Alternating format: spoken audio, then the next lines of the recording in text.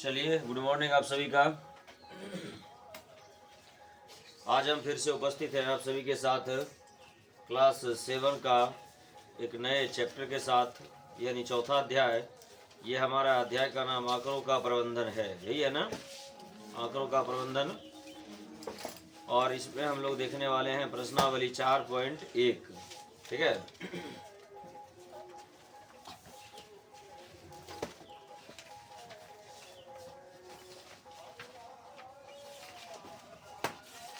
ध्यान दीजिएगा, इतने शोरगुल होने के बावजूद भी हम आपके लिए क्लास को लेकर रेगुलर आते रहते हैं।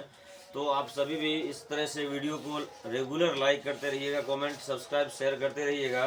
अब हम शुरू करते हैं प्रश्नावली 4.1 को, ठीक है। और ध्यान देकर के आप सभी इस चैप्टर को पढ़िएगा, समझिएगा। प्रश्नावली 4.1।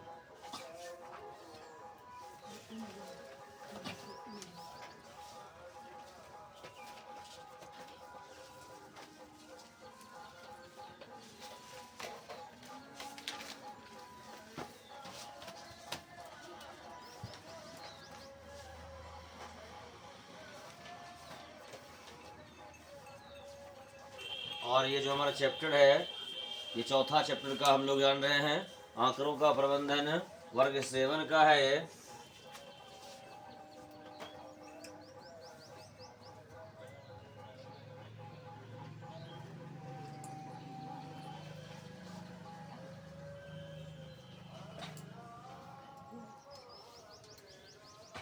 और क्वेश्चन हम लोग देखने वाले हैं कौन सा, पहला क्वेश्चन, ठीक है। एक बार हम क्वेश्चन रिपीट करते हैं और मिला लीजिएगा क्या यही क्वेश्चन है या नहीं है, ठीक है।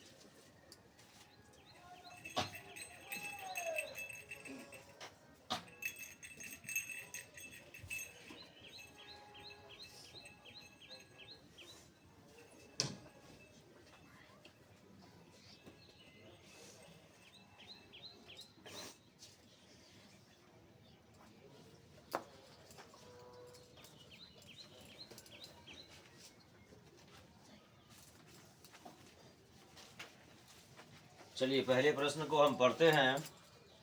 प्रश्न कुछ इस प्रकार से है। सभी के पास बुक अवेलेबल है ना? तो प्रश्न पढ़ेंगे तो सब ध्यान दीजिएगा। प्रश्न चलिए ध्यान देते हैं। कह रहा है कि अपनी कक्षा के किन्हीं 10 विद्यार्थियों के वजन का आंकड़ा इकट्ठा कीजिए तथा इनका क्या ज्ञात कीजिए, परिसर ज्ञात कीजिए। अपनी कक्षा के किन्हीं 10 विद्यार्थियों का वजन इकट्ठा करने का है। वजन समझते हैं ना? हम लोग अगर लंबे हो रहे, बड़े हो रहे हैं तो हमारा उसके हिसाब से वजन भी बढ़ रहा है, बढ़ता है कि नहीं? उसी प्रकार से कहा जा रहा है कि हम लोगों को अपने कक्षा के किन्हीं 10 विद्यार्थियों का वजन इकट्ठा करना है और उस वजन का क्या करना है, परिसर ज्ञात करना है। वजन का परिसर ज्ञात करना है। तो चलिए हम अब शुरू करते हैं और वजन का परिसर ज्ञात करते हैं। लिखेंगे विद्यार्थियों का वजन बराबर, पहला सवाल है ना, क्वेश्चन नंबर फर्स्ट। लिखेंगे विद्यार्थियों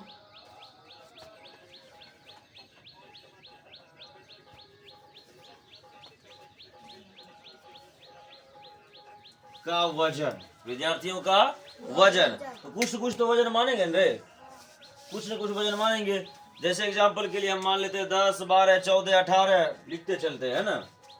10, 12, 14, 18, 7, ठीक है। और कुछ बताओ, और कुछ बताओ ना एग्जांपल के लिए। हम ले लेते हैं 18 के बाद ऐसा करते हैं, तो इसको 17 ही लेते हैं, कोई ऐसा नहीं होगा जो 10 किलो से कम का होगा। 17 के बाद 15 लेते हैं, ठीक है। 15 के बाद और कुछ ले लो, 18, 19 ले लो फिर से एक बार। 18, 19, 20, 10 को हुआ। 1, 2, 3, 4, 5, 6, 7, 8, 19 के बाद ले लो 20 ले लो, चलो ठीक है 13 ले लो, 10 को हो गया। तो जब वजन इस प्रकार से लिया जाए तो हम लोग परिसर निकालने के लिए उसको सबसे पहले आरोही क्रम में सजाते हैं। किस क्रम में? आरोही क्रम मतलब बड़ा से छोटा या छोटा से बड़ा? छोटा से बड़ा की ओर, है ना। तो हम लोग सजाते हैं किस क्रम में? आरोही क्रम में। लिखेंगे आरोही क्रम में, क्या करने पर? सजाने पर। आरोही क्रम में। चलिए सबसे छोटका कौन है इसमें? 10 आएगा। उसके बाद 12 के बाद 13 के बाद 14 के बाद 15 के बाद 17 के बाद 18 के बाद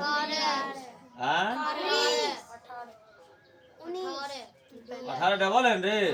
फिर 18 के बाद 19 के बाद और है 10 को 1 2 3 4 5 6 7 8 9 10।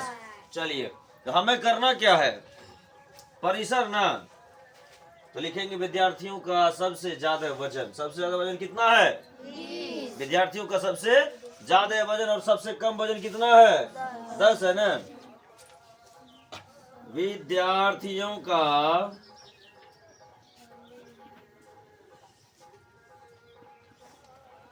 सबसे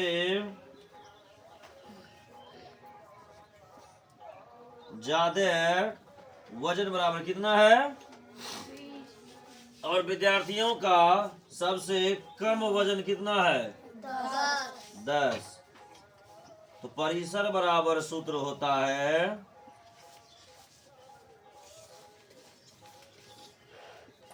उच्चतम मान माइनस निम्नतम मान। उच्चतम मान माइनस। आप देखिए उच्चतम मान 20 है। सबसे ज्यादा ऊंचा 20 है रे। और निम्नतम मतलब छोटा। छोटा कौन है? 20 में से 10 घटाएंगे 10। और ये परिसर का सूत्र है। आंसर हो गया। पहला सवाल आपका कंप्लीट हुआ। ठीक है, पहला सवाल को नोट करिए और उसके बाद हम चलेंगे दूसरे सवाल की ओर। ठीक है, चलिए नोट करिए इसको, पहला सवाल को।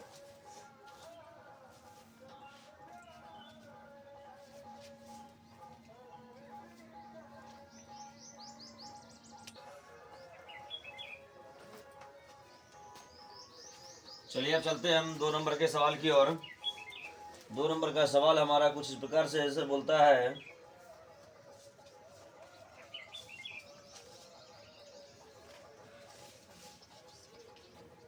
दो नंबर में कह रहा है कि प्रथम 7 पूर्ण संख्याओं का क्या ज्ञात कीजिए? माध्य ज्ञात कीजिए। प्रथम 7 पूर्ण संख्याओं का। ठीक है, चलिए इसको हम मिटाते हैं और सॉल्व करते हैं 2 नंबर का सवाल। सवाल वही है ना, प्रथम 7 पूर्ण संख्याओं का। सबसे पहले ध्यान दीजिएगा, पूर्ण संख्या किसे कहते हैं? तो प्रकृत संख्या में शून्य लगा देने से बड़ी संख्या को पूर्ण संख्या कहते हैं। यानी गिनती की संख्या में अगर हम आगे में 0 लगा दें तो क्या बन जाता है? पूर्ण संख्या बन जाता है। यानी 0 1 2 3 4 अनंत तक फिर ये संख्या क्या हो जाएगा? पूर्ण संख्या होगा। और वही अगर 1 से हम गिनती करते हैं तो वो संख्या क्या होता है? प्रकृत संख्या होता है। ठीक है ना। चलिए इस सवाल को हम लोग सॉल्व कर लेते हैं। ठीक है ना। 2 नंबर का है क्वेश्चन नंबर 2। लिखेंगे प्रथम 7 बोल रहा है ना, 7 पूर्ण संख्या बराबर प्रथम 7 पूर्ण संख्या कौन कौन होगा? 0 1 2 3 4 5 और 6। 6 तक ही होगा। गिनती को 7 हुआ। 1 2 3 4 5 6 7। 7 हो गया। तो माध्य कहता है माध्य बराबर सभी प्रच्छेदों का योग बटे कुल प्रच्छेदों की संख्या। माध्य बराबर सूत्र क्या होता है? माध्य बराबर सभी प्रच्छेदों का योग बटे कुल प्रच्छेदों की संख्या। अब एक चीज ध्यान देना, ये समझ में नहीं आएगा तो जरूर ध्यान देना होगा। प्रच्छेद क्या होता है? ये जो दिया गया है इसको प्रच्छेद कहते हैं। सभ्य का जोड़ का रहा है, यानी 0 plus 1 plus 2 plus 3 plus 4 plus 5 plus 6 but total कितना है? कुल प्रच्छेद कितना है?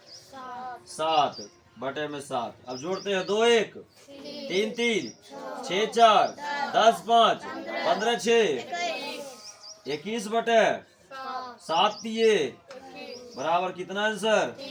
माध्य बराबर है इतना आंसर, माध्य बराबर 3 आंसर। कोई प्रॉब्लम किसी को भी है ना? तो आज का क्लास को हम यहीं पर स्टॉप करते हैं, ठीक है। और अगले दिन मिलते हैं अगले क्लास के लिए।